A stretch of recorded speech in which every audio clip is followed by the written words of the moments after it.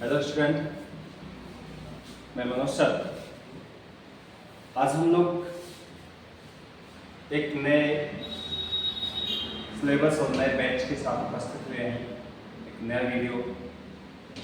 और ये video specially DLED यानी BTC के लिए बनाया जा रहा है। इस वीडियो में हम लोग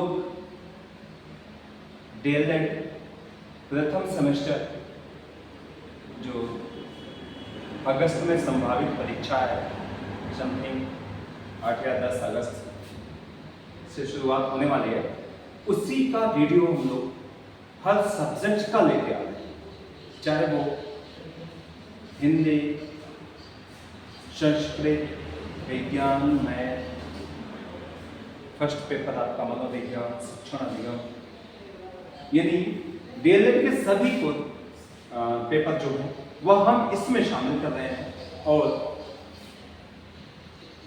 बहुत ही चुनिंदा प्रश्नों को हम रखेंगे ताकि जो है आपके परीक्षा में वो बहुत ही सहयोग सिद्ध करे।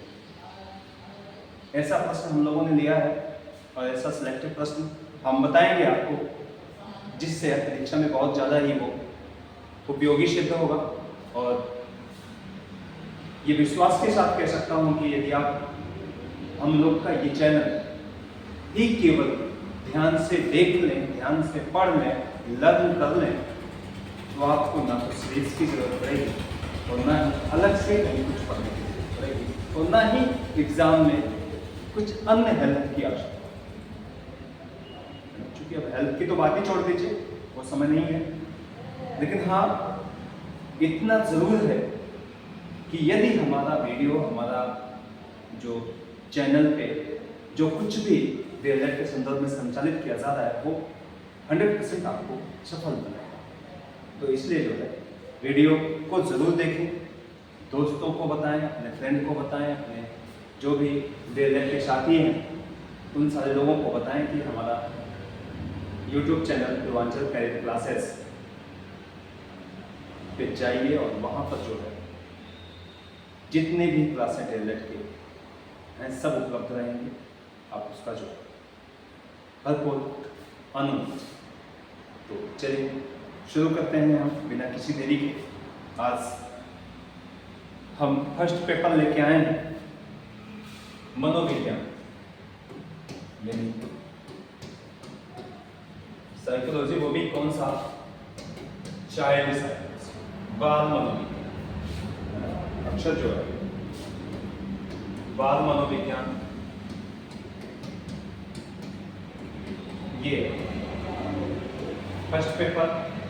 और इससे जो प्रश्न आता है हम उसकी चर्चा। गाइस, सबसे पहले तो आप देखेंगे अक्षर। एग्जाम में पूछता है बाल मनोविज्ञान क्या है, बाल मनोविज्ञान की परिभाषा बताइए, बाल मनोविज्ञान का क्षेत्र क्या है। जैसे आप देखिए कि बाल मनोविज्ञान क्या है,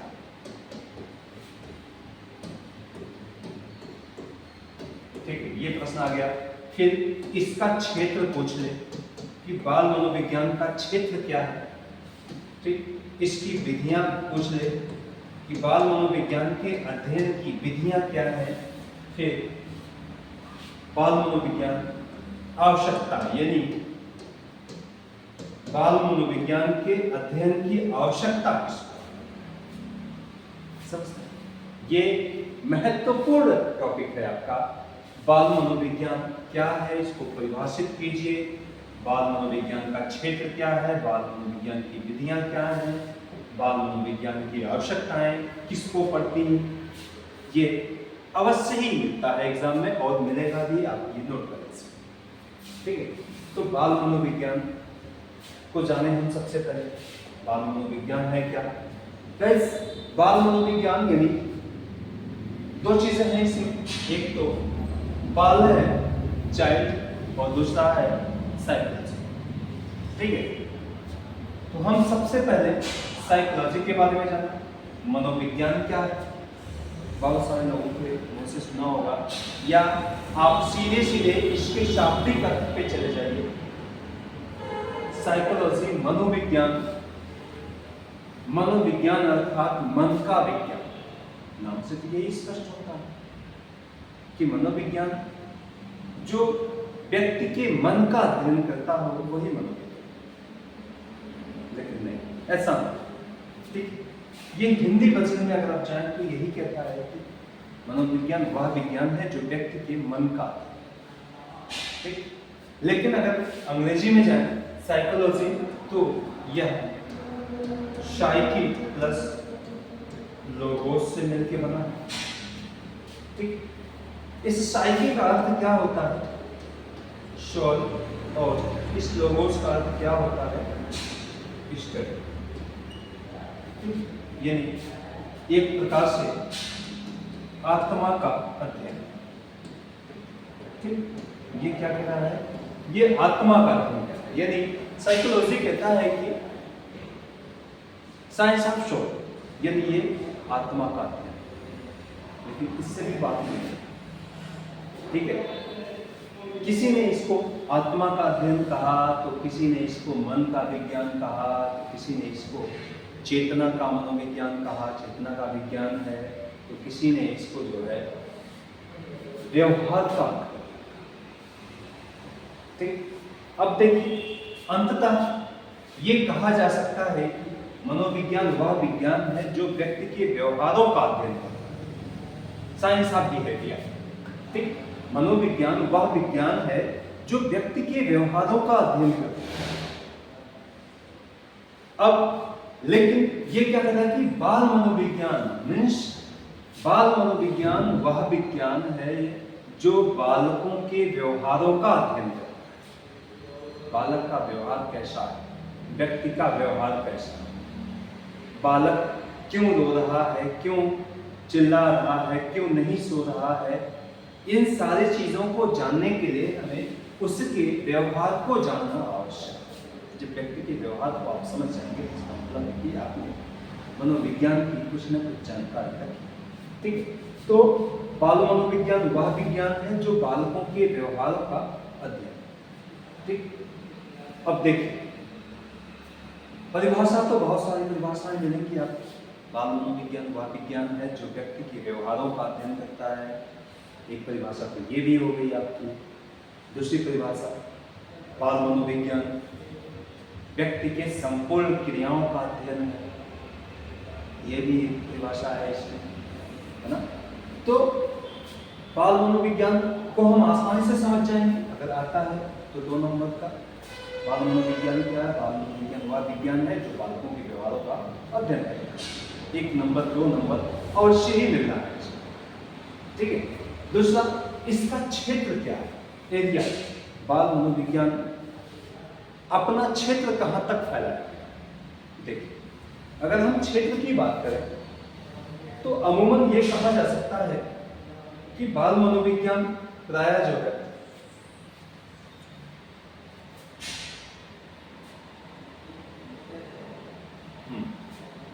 ठीक है, अब हम क्षेत्र की बात करें, एरिया, क्षेत्र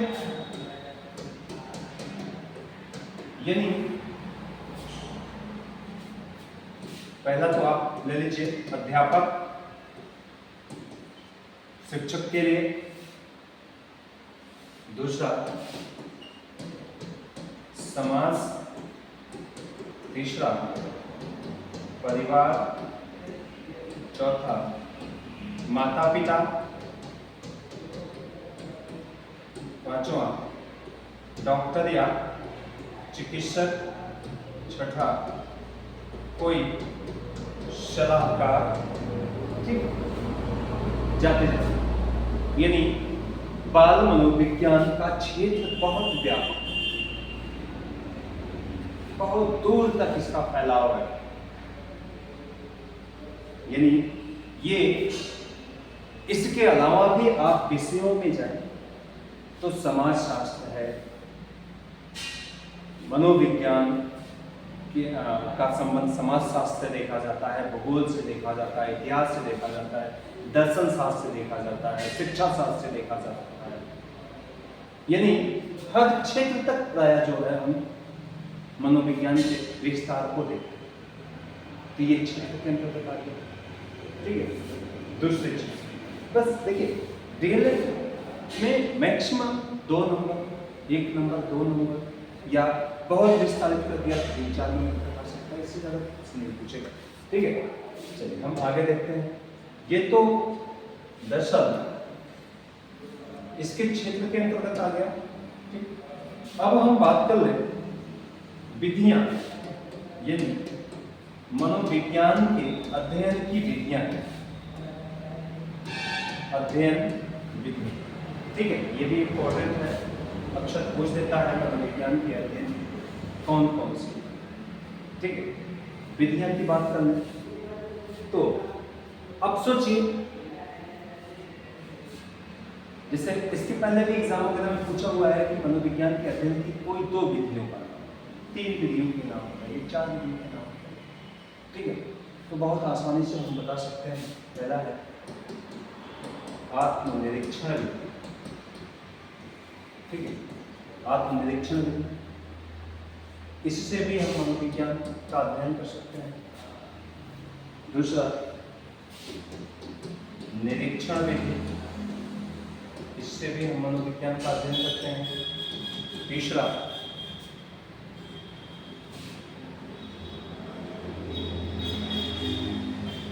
प्रोजेक्ट विधि है।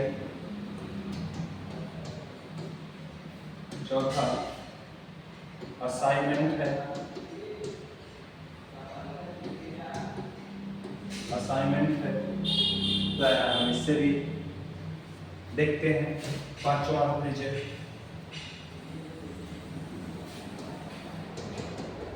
खेल विधि, नाटक विधि, गीत संगीत विधि, कहानी कथन विधि, माध्यम मांटेश्वरी विधि, बहुत सारी विधियां हैं मनोविज्ञान, ठीक है। बहुत शॉर्ट में आप चलते, आत्मनिरीक्षण विधि, निरीक्षण विधि, प्रोजेक्ट विधि, असाइनमेंट विधि, खेल विधि, नाटक विधि, कहानी कथन विधि, है ना। ये सारी विधियां जो है आपके बाल मनोविज्ञान के अंतर्गत देखी जाती, ठीक। अब हम नेक्स्ट बात कर लें बाल मनोविज्ञान के अंतर्गत, यानी किसको इसके अध्ययन की आवश्यकता है, अध्ययन की आवश्यकता, ठीक। बाल मनोविज्ञान के अध्ययन की आवश्यकता किसको है, बहुत ही इंपॉर्टेंट समझ चाहिए। अक्सर एग्जाम में मिलता है, इसके पहले के भी एग्जाम में सेमेस्टर में ये पूछा हुआ प्रश्न है, बाल मनोविज्ञान के अध्ययन की आवश्यकता किसको, ठीक। ये भी हम बात कर लेते हैं। पहला है माता, ठीक। दूसरा है अभिभावक, तीसरा है शिक्षक, चौथा है चिकित्सक, ठीक है, परामर्शदाता,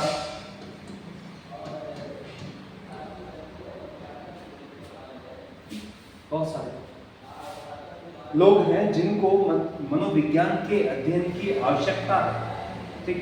यानी अब अध्ययन की आवश्यकता प्रश्न बनता है, तो जब तक हम मनोविज्ञान की जानकारी नहीं रखेंगे तब तक हम सही तरीके से बच्चे को नहीं समझ सकते। बच्चे को समझने के लिए आवश्यक होता है कि हम मनोविज्ञान की जानकारी रखें, ठीक। इसीलिए माता पिता, चूंकि बच्चों का पहला गुरु, पहला शिक्षक, बच्चा मैक्सिमम टाइम माता पिता के साथ गुजारता है, परिवार के साथ गुजारता है, भाई बहन के साथ गुजारता है, तो आवश्यक होता है कि इनको मनोविज्ञान की जानकारी होगी। अगर मनोविज्ञान की जानकारी है तो ये बच्चे को अपने आसानी से समझ, क्योंकि मैं इसके साथ एक्सप्लेन भी करते चला हूँ, इसलिए कि अक्सर पूछ देता है कि माता पिता के लिए मनोविज्ञान की अध्ययन की आवश्यकता क्यों, तो स्वाभाविक है कि अगर हम मनोविज्ञान की जानकारी रखेंगे, माता पिता मनोविज्ञान की जानकारी रखेंगे, तो वो अपने बच्चे को भली भांति समझ सकेंगे, बच्चे की आवश्यकता को समझ सकेंगे, बच्चे की समस्या को समझ सकेंगे। ठीक है, इन सारी चीजों को समझने के लिए हमें मनोविज्ञान की जानकारी होनी आवश्यक है। बच्चा क्या मांग रहा है, क्या चाह रहा है, इसकी तो जानकारी होनी चाहिए ना। उसके कार्य व्यवहार से हम आसानी से समझ सकते हैं। बच्चा रो रहा है, भूखा है, कि कोई दर्द है, कोई पीड़ा है, कष्ट है, इसको जानने के लिए हमें मनोविज्ञान की आवश्यकता पड़ेगी। ठीक, अभिभावक, ठीक है, वही चीज है। शिक्षक, भाई शिक्षक की बात कर ले, शिक्षक को मनोविज्ञान के अध्ययन की क्यों आवश्यकता है? शिक्षक एक ऐसा ध्रुव है जिसका प्रभाव अपने बच्चों पर, छात्रों पर सीधा पड़ता है। और शिक्षक जब तक भली भांति अपने छात्रों को नहीं पढ़ेगा, तब तक वो सही तरीके से शिक्षण नहीं दे सकता। तो शिक्षण को सही तरीके से संचालित करने के लिए आवश्यक होता है कि शिक्षक को मनोविज्ञान की जानकारी होनी चाहिए। तभी तो बच्चे को समझेगा। बच्चा देरी से क्यों आ रहा है, बच्चा क्लास में होमवर्क नहीं कर रहा है, क्लास वर्क नहीं कर रहा है, होमवर्क करके नहीं आता है, यहाँ आके बहाना बनाता है, ये सारी जो समस्याएं हैं, इन समस्याओं का समाधान तभी संभव हो पाता है जब हमें मनोविज्ञान की जानकारी। ठीक, तो शिक्षक के लिए आवश्यक होता है, चिकित्सक के लिए आवश्यक होता है। भैया चिकित्सक ट्रीटमेंट करवाना है, कोई इलाज करवाना है, हम डॉक्टर के पास जाते हैं तो डॉक्टर को, वैसे अमूमन हर डॉक्टर मनोविज्ञान की जानकारी रखता है, क्योंकि जब तक उसे मनोविज्ञान की जानकारी नहीं होगी तब तक वो अपने पेशेंट को, अपने बच्चे को, अपने बालक को, मरीज को सही तरीके से नहीं समझ सकते। ठीक है, मरीजों को समझने के लिए मनोविज्ञान की आवश्यकता पड़ती है। बच्चा है, छोटा है, अमूक बालक है, अभी वो बोल नहीं सकता, बता नहीं सकता, तो डॉक्टर उसके कार्य व्यवहार के आधार पर ही, शारीरिक संचालन के आधार पर ही ये समझ जाते हैं कि उसको कौन सी समस्या। ठीक, तो लास्ट है परामर्शदाता। परामर्शदाता को भी अक्सर मनोविज्ञान की आवश्यकता पड़ती है। हम किसी को क्या सलाह देते हैं, क्या सुझाव देते हैं, इसके लिए आवश्यक होता है कि हम मनोविज्ञान की जानकारी रखें। ठीक है, इसके लिए आवश्यक है। इसके पहले जब तक हम जो है कोई सलाहकार, कोई परामर्शदाता, यदि हम भी मान लें कि हम परामर्शदाता है, सलाहकार है, तो भाई हमें मनोविज्ञान की जानकारी नहीं होगी तो हम दूसरे व्यक्ति की भावनाओं को कैसे समझेंगे, दूसरे व्यक्ति के व्यवहारों को कैसे समझेंगे। दूसरों को समझना है तो आवश्यक है कि हम मनोविज्ञान की जानकारी रखें। ठीक है, तो ये इन लोगों को बहुत ही सख्त जरूरत है कि वो मनोविज्ञान की जानकारी रखें। इसके पहले के एग्जाम में ये पूछा गया है कि शिक्षक को मनोविज्ञान के अध्ययन की क्यों आवश्यकता है। ये तो प्रश्न आ चुका है, तो हो सकता है नेक्स्ट पूछते माता पिता या अभिभावक को या फिर चिकित्सक को मनोविज्ञान के अध्ययन की क्यों आवश्यकता है। ठीक है, तो मैं समझता हूँ कि मनोविज्ञान के अंतर्गत जितने प्रश्न आ रहे हैं उन सारे प्रश्नों को हमने टच कर दिया, मनोविज्ञान को परिभाषित कर दिया, मनोविज्ञान के क्षेत्र को हमने परिभाषित कर दिया, मनोविज्ञान के अध्ययन की विधियों को परिभाषित कर दिया हमने, मनोविज्ञान किसके लिए आवश्यक है, अध्ययन किसके लिए ज़रूरी है, इसको भी हमने टच कर दिया। तो संभवतः ये उम्मीद करते हैं कि आप जो है वीडियो को समझ गए होंगे। आप यदि हमारे चैनल पर नए हैं तो पूर्वांचल कैरियर क्लासेस सब्सक्राइब कीजिए। हम डीएलएड से संबंधित सभी पेपर आपको उपलब्ध करवाएंगे, एक मैराथन की तरह उपलब्ध करवाएंगे, ताकि जो है परीक्षा से पहले हम कोर्स कंप्लीट करें और एक बेहतर चीज़ें आपको दे दें। आपको इसके अलावा गारंटी के साथ मैं कह रहा हूँ कि इसके अलावा कहीं से किसी चीज़ की आवश्यकता नहीं पड़ेगी, ना तो सीरीज की, ना तो बुक्स की, किसी चीज़ की आवश्यकता नहीं होगी। बस केवल चैनल को आप ध्यान से देख लें, अंत तक देख लें और ध्यानपूर्वक आप चीज़ों को समझ जाएं, तो बिल्कुल ही गारंटी के साथ कह रहा हूँ कि आपको किसी चीज़ के अध्ययन की आवश्यकता नहीं पड़ेगी। धन्यवाद। फिर हम नेक्स्ट मिलते हैं नेक्स्ट एक वीडियो के साथ।